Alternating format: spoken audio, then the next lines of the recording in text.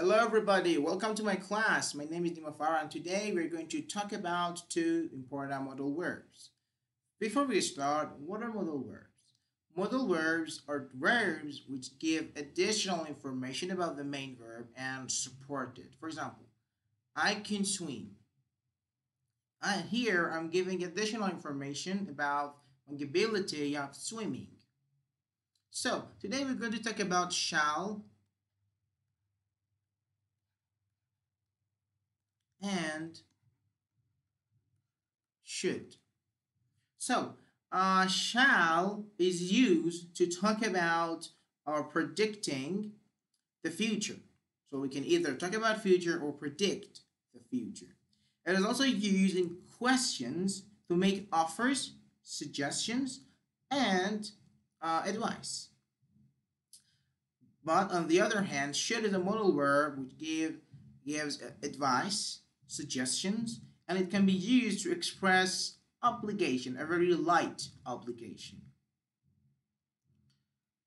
First, let's talk about shall.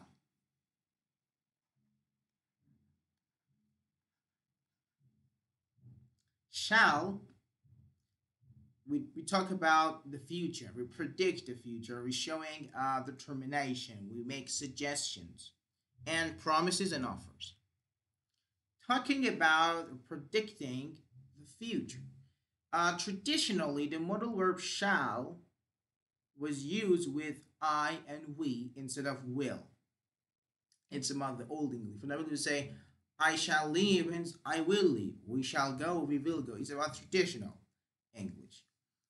So we can talk about future with shall, but it's not very common because it's traditional, it's old English and old school, and we no longer use it. But know that we can use shall instead of will for I and we, not other pronouns, not she or he. No, just I and we can use shall.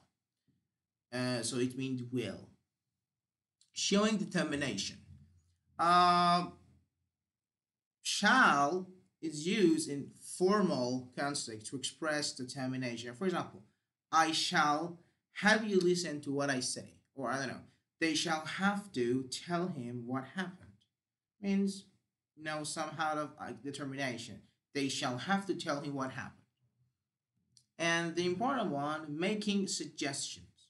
Another use of shall is for making suggestions, like shall we start our meeting? Means let's start our meeting. I'm giving advice, new suggestions. Shall we go? Shall we go home? Shall we go to the theater? Shall we do this? Shall we do that? But most people say, okay, we can make suggestion with should as well. Yes, you can also use the modal verb should to make suggestions. There is no difference in meaning. So if I say, for example, let me write it. If I say, shall we go and should we go? They both are one thing. They both has the same meaning. Okay, so don't get confused that should is a past. So this guy was saying in past that we should go. No, both suggesting, offering, and they're all correct and in the present.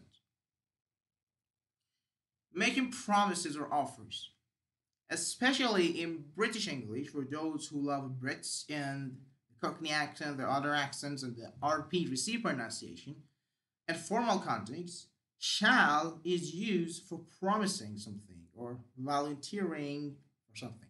For example, shall I make something, some tea? Let me write it.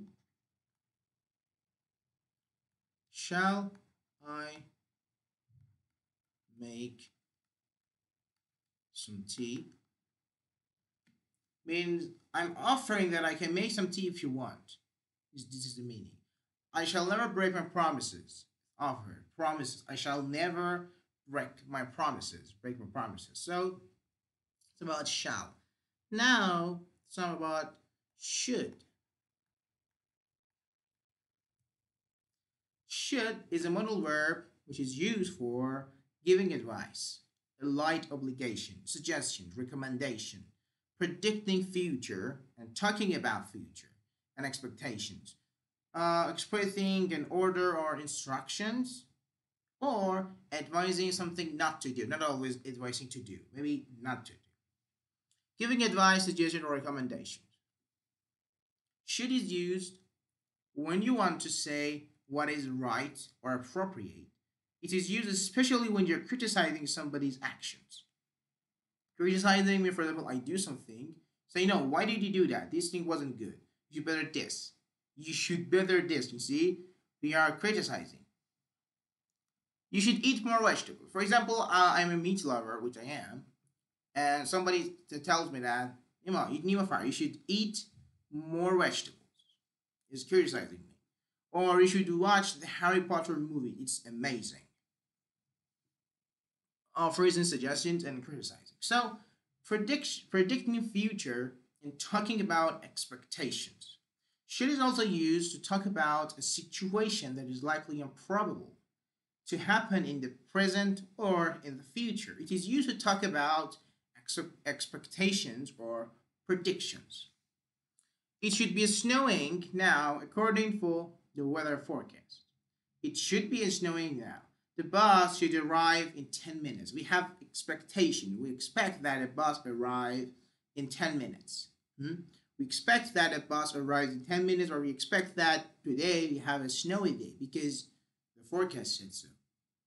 So expectations are talking about the future and prediction.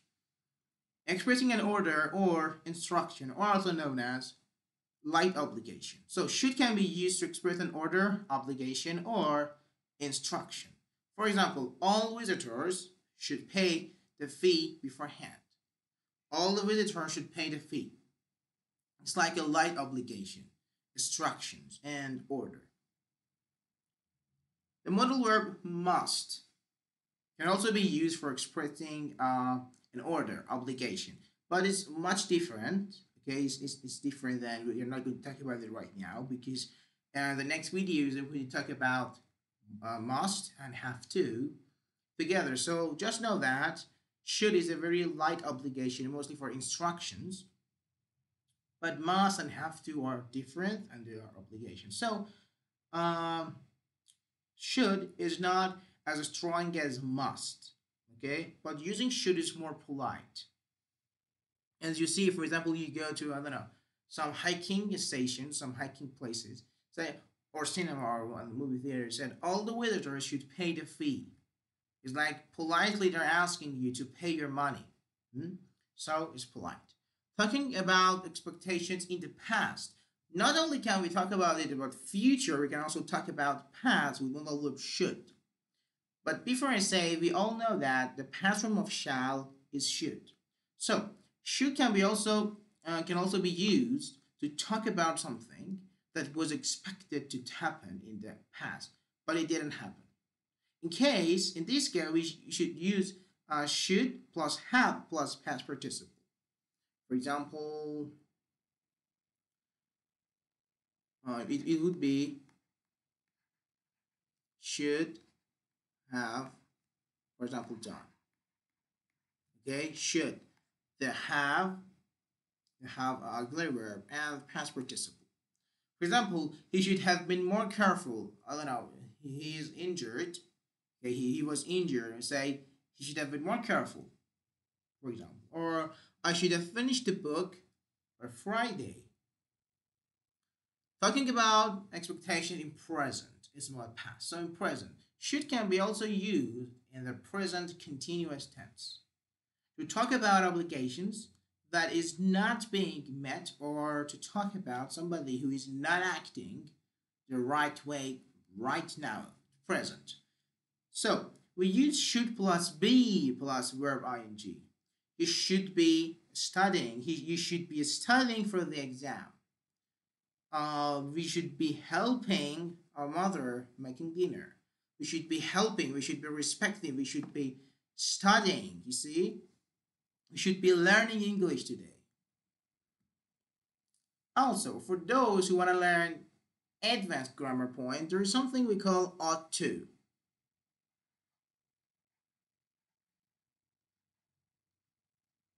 Ought to and should. So maybe you said there is a difference, but no, they are all the same. Ought to is the polite form and the old form of should. Sometimes should is replaced by the modal verb ought to. So ought to is still a modal verb. Ought to is more formal and it's not used very commonly in spoken English because it's old. Okay? For example, you should apologize. You ought to apologize. For example, you ought to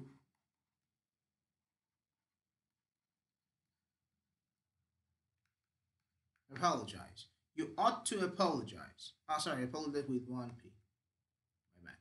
So you ought to apologize. Means you should apologize. They both have the same meaning and there is no difference. Expect ought to is old and we rarely use it in our daily spoken. But if you're writing some documents, some I don't know, applications, sending applications or formal documents, it's better to say ought to. It shows some politeness, some formality. Advising not to do something. So up to right now, we always talked about advising something to do. For example, you should see a doctor, you should learn, you should be eating, you should eat vegetables. But sometimes we want to criticize the person in a negative situation, like you shouldn't do this.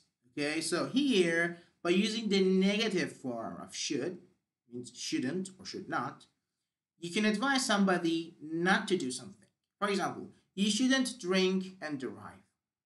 You shouldn't drink while you're driving is better. You shouldn't drink while you're driving. You shouldn't I don't know, treat your friend like that. You shouldn't treat me like that. Treat someone means to behave someone with a situation. For example, when I'm so angry with you, when always you talk to me, I shout at you and disrespect you. Say you don't treat him well. You don't treat him better. To treat him or her better means to behave better with him or her. So you shouldn't treat her like that, or you shouldn't drink. You shouldn't, I don't know, like that.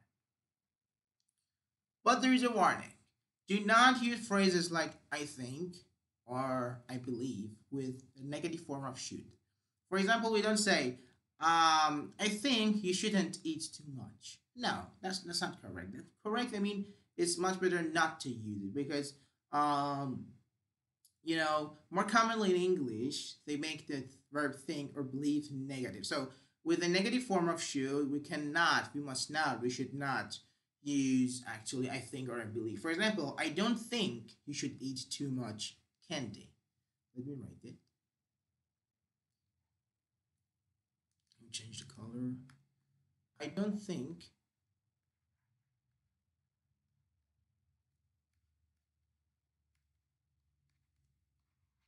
you should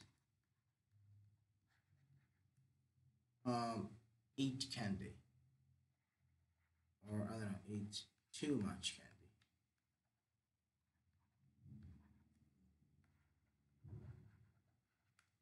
Okay, this is H. Let me fix this. We should eat too much candy. I don't think you should eat too much candy. Compare with I think you shouldn't eat too much candy. So when we have another verb in think, believe, suppose, or others, we should negate the first one. Okay, so here, if we want to negate, we should negate this one.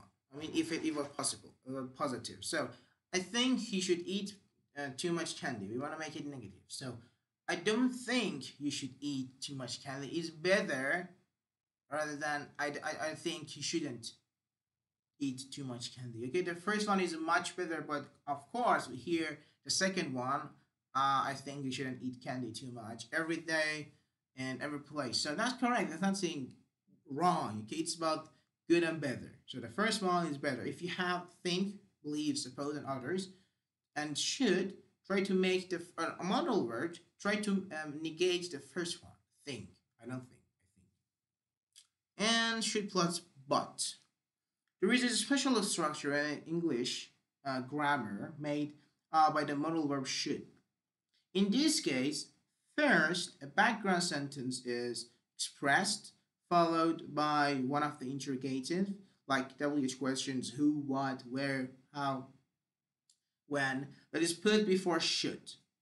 When then we use the term but before the phrase which make us shocked the most. For example, I went to the party and what should they serve but wine? I was having fun and who should I meet but Jack? Mhm. It shows surprise, shows shock, means you are shocked. Okay, so I went to the party and what should they serve but wine? Means I was shocked they were serving wine. Or I was having fun and who should I meet but I don't know, Jack. I was shocked that I met Jack. It's not very common. Okay, it's not very common, but if you just face with it, do you think, and it's acceptable in English, it means to shock, to get shocked. Okay, so that was about shall and should. Once again, we use shall instead of will. It's very old. It's whether or not, but it's a thing. Okay, in advanced grammar, we can use shall with I or V, just these two, to use like will. For example, I shall go, I mean I will go. It gives that meaning.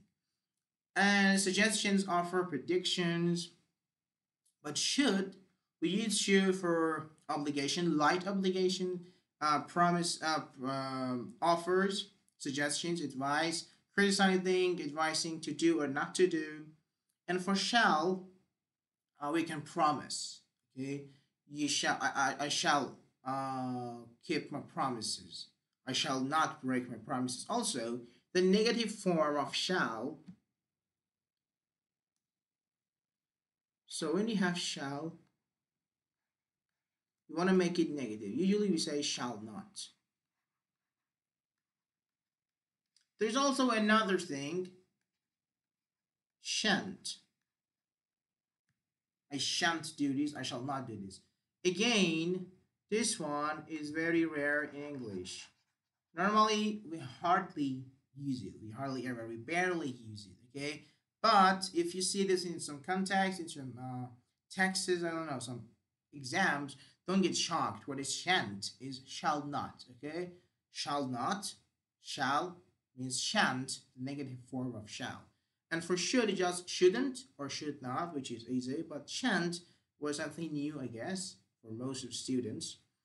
And yeah, thank you for watching this. I'll try to upload more videos about modal verbs, like other modal verbs like will and would, shall and should we talked, may and might, and must and have to, and special video need and dare. These are semi-modals. We'll talk about it in other videos. So thank you for watching this. I hope you have a great day today and other days, and take care. See you next time.